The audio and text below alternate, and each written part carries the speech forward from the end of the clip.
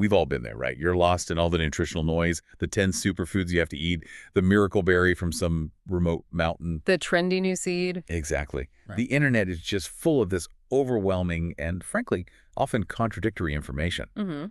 But today we're doing a deep dive into sources that don't just list foods. They clearly define why 7 specific whole foods are essential for your long-term health. And they focus on 2 non-negotiables: bioavailability and function. And that's really our mission today. We want to give you the shortcut to nutritional power. We're unpacking this crucial concept of nutrient density versus, empty calories. So moving beyond just counting macros. Absolutely. We're looking at 7 highly recommended foods, often prioritized in approaches like the healthy keto framework that a lot of the source material mentions, that just provide a maximized nutritional benefit for your overall well-being. So let's start by defining what the sources actually mean by healthy, because that word, it's been so diluted. It really has, but it's surprisingly simple. Healthy foods are the ones that are truly nourishing. They offer essential nutrients, vitamins, minerals, antioxidants, fiber, that your body can easily absorb and, crucially, readily use. That's the bioavailability piece. That is the key metric, ease of use. These nutrients don't just fill you up, they are actively supporting vital functions, from repairing cellular damage to balancing your hormones. And that clarity immediately exposes the main problem in, well, any modern grocery store. Yeah. The ultra-processed foods. Oh, yeah. If the healthy options offer high bioavailability, the processed stuff is just empty calories and a lot of obstacles for your body. Exactly. Ultra-processed products give you calories, but with very little functional nutritional value. They are just laden with refined starches, hidden sugars, those industrial seed oils high in inflammatory omega-6s. All the additives. And all the synthetic additives. And what's really concerning, according to the sources, is that even when they fortify these products with synthetic vitamins... Right, they put vitamins added right on the box. They do, but those nutrients are structurally less effective. They're less bioavailable than the complex natural nutrients you find in whole foods. Your body has to work so much harder to get anything useful out of them. Okay, let's unpack that, because the sources cite some pretty significant research here. This goes beyond simple nutritional advice. Mm-hmm. It's not just about a lack of nutrients. There are actual adverse outcomes linked to eating this stuff. Absolutely. We found research. It was published in the BMJ, and it confirmed that greater consumption of ultra-processed food was consistently linked to a higher risk of adverse health outcomes. Across the board. Across the board. Specifically, it noted links to cardiometabolic conditions, common mental disorders, which is a huge field right now, and even increased mortality outcomes. It just underscores how important it is to choose whole foods. To support the body's natural repair mechanisms, not undermine them. Precisely. That really sets the stage for the 7 nutritional pillars we need to focus on. So we're going to group the first 2 around a crucial link that affects everything else: gut health. If the gut isn't working. Nothing is working efficiently. Let's start with a classic fermented food, sauerkraut, as our first one. Sauerkraut is such a nutritional bargain. It's naturally low in carbs, which aligns with that healthy keto focus, but it's just loaded with micronutrients. Like vitamin C. A huge hit of vitamin C in just 1 cup. And that's vital not just for your immune system, but for supporting collagen, bone strength, and even cardiovascular protection. And because it's fermented cabbage, you get that powerful cruciferous vegetable bonus, right? So more benefits. You do, which means it contains those sulfur-containing compounds, they're called glucosinolates, that specifically help the liver's natural detox processes. Phase I and phase 2. Phase I and phase 2, they help neutralize harmful substances. But the primary benefit, of course, is the fermentation itself. The live cultures are fantastic probiotics. Research shows they strengthen your intestinal barrier and improve microbial diversity. So sauerkraut gives us this powerful general diversity. Now let's get specific and talk about food number 6, Lactobacillus reiteri yogurt.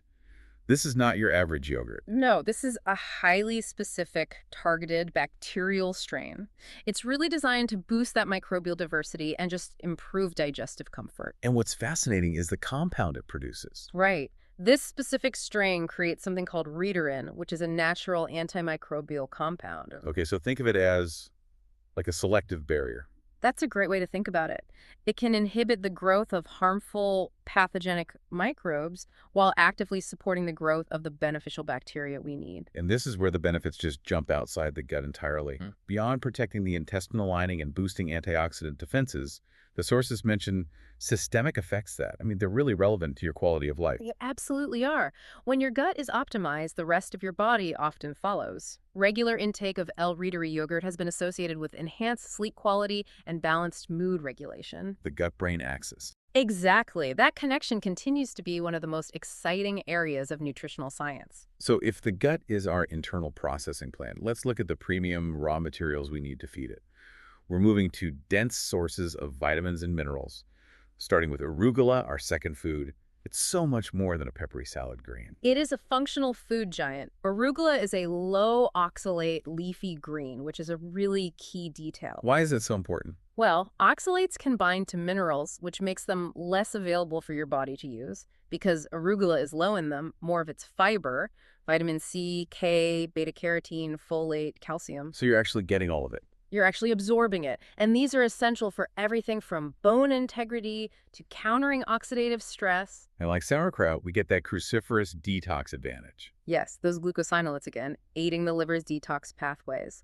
But what's even more fascinating about arugula is its direct role in your circulation.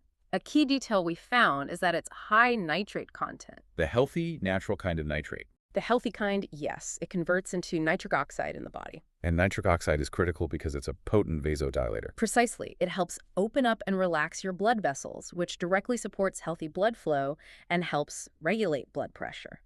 So this simple green is doing some really heavy lifting. That's a powerhouse profile. Okay, now let's jump to the animal kingdom for food number 5. Grass-fed beef. This is often an area of confusion, but the sources make a strong case for it, but only when sourced properly. This is an elite protein source. It delivers highly bioavailable forms of essential nutrients, iron, zinc, B vitamins, especially B12. And when you say highly bioavailable? I mean, your body doesn't have to fight to extract them. They are used efficiently for critical tasks like producing hormones and sustaining your energy. That distinction, grass-fed versus grain-fed, that seems to be the critical point here. Why does the cow's diet make such a massive difference on our dinner plate? It drastically changes the fat profile of the meat. Grass-fed beef contains significantly more of the health-promoting omega-3 fats. Which gives you a much better omega-6 to omega-3 ratio. A much better ratio. Grain-fed beef is much higher in the inflammatory omega-6s. And on top of that, a review in the Nutrition Journal reports that grass-fed varieties have higher concentrations of precursors for vitamins A and E and potentially more beneficial antioxidants. The quality of the animal's life is directly reflected in the nutrition you get. Which leads us perfectly into our next segment, focusing on the crucial role of long-chain omega-3s and other healthy fats. These are absolutely central to cardiovascular and cognitive health. Let's start with wild-caught salmon, food number 3. Salmon is the poster child for functional eating, isn't it? And for good reason. You get complete, easily digestible protein and those essential EPA and DHA omega-3s. Which are huge for regulating inflammation and are critical building blocks for your heart and brain. It also provides selenium, which is important for thyroid balance. The cardiovascular proof is pretty solid here. It's undeniable. A large meta-analysis found that these omega-3s actively support cardiovascular wellness by promoting balanced blood pressure and keeping blood vessel walls healthy and flexible. And here's a detail that so many people just throw away. The salmon skin. Yes. If it's sourced from clean, wild-caught fish, the skin is actually a highly concentrated source of those heart-healthy fats. It adds significant nutritional value. Especially when it's crispy. Oh, especially when it's crispy. It's a free nutritional upgrade. Okay, moving from salmon to food number 4, cod liver, or its oil. Now, I know what people are thinking, the taste, but the sources make a strong case for its nutrient density. They do, and this is where we need to talk about bioavailability again. Cod liver is a highly concentrated source of preformed vitamins A and D, plus the omega-3s. And preformed is the key word. It's the key word. Vitamin A in this form, retinol, is immediately usable by your body. It's vital for vision and liver function. It's not like beta-carotene from plants, which requires a difficult conversion process. And vitamin D is just crucial for calcium absorption. Metabolically, it's great too. Exactly. It has this naturally high fat-to-protein ratio, so it offers steady, long-lasting energy without the blood sugar spikes you get from refined foods. Finally, let's wrap up our 7 with extra virgin olive oil, EVOO, food number 7. A kitchen staple, but maybe one we overlook. We do. EVOO is a foundational pillar of health. It gives you beneficial monounsaturated fats and a whole range of polyphenols. These aren't just fats, these are compounds that actively help your body combat oxidative damage. Which is a main driver of aging. A main driver of aging and disease, yes. So it promotes strong cardiovascular and cognitive health. The anti-inflammatory aspect seems to be key here. It is. The polyphenols in fats promote arterial flexibility, and they're linked to improved cholesterol balance. The research confirms it. These compounds improve blood vessel function, reduce oxidative stress, and lower cardiovascular disease risk. It's non-negotiable. Okay, so we've covered the 7 pillars.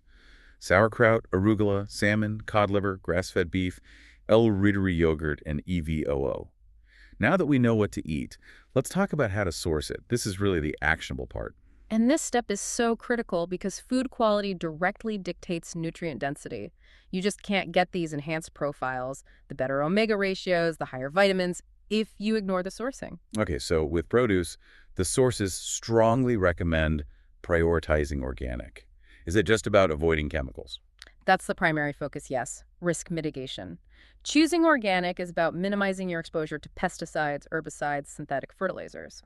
The sources suggest this can lower your overall chemical burden, which is linked to better gut function and hormonal balance. And for animal products, we have to be militant about quality. Absolutely. You can't just buy beef or fish. You need to select wild-caught seafood, grass-fed beef, and pasture-raised poultry and eggs. This is what ensures those higher levels of beneficial fats like omega-3s and also CLA. Conjugated linoleic acid. Right. It's a naturally occurring trans fat found in the meat and milk of grass-fed animals.